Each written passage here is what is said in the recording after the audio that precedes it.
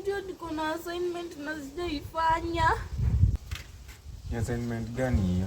Sijui ilikuwa tuandike insha 12 na kila insha moja moja tunaandika nini 4 pages. Unakumbuka kuna siku hapo ulikuwa unasema ati sijui ati wewe huwezi beba vitabu, sijui utaenda kusoma. Kimekuramba.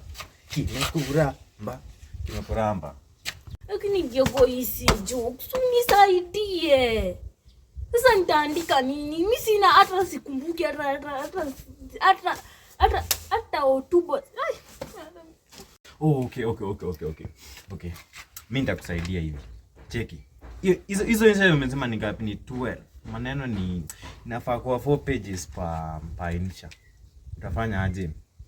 Kwa insha moja maneno nusu ya hiyo insha. Yaani niseme for example umesema nilienda kwa jam nikangojea nikaanza kupiga on pi. Si mwalimu ajui mbona unapiga pi. Ajui gari yako inapiganga pi mara ngapi, si ndio?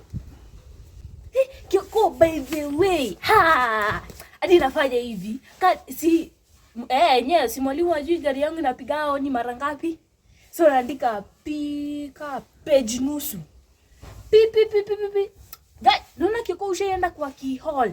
Ukasema tu afi najirudia. Sasa naambia gari yangu inajirudia maneno. Sio? Hiyo pi hiyo kwa hall. Kwa hiyo page kwa insha ya kwanza uweka kwa insha ya 3. Si ndio? Obvious mwalimu hata soma insha 12 kwa kila mwanafunzi na insha moja ni 4 pages. So hiyo pi kwa insha ya kwanza piga kwa page tuseme kwa page ya kwanza insha ya 3. Piga nusu hivyo. Utapata kwa hiyo insha zote umetumia tu akili tuseme kwa insha 3. Lakini hata Kioko najisumbua nini? Ticha mwenyewe ni slay queen. Hata najisumbua nini? Yeye kazi yake tu nikushika hivi kiboko, kazi ni kuchapana hivi. Akuja ni chape, sistuki hizo viboko zake zinya. Anashika kakijiti ni kama ni hivi tu. Na tu makucha zimefika huku. Kwenda na huko nitampararisha hizo mavitu za mpaka kwa uso ziishe. Kwenda na huko. Hata siandiki.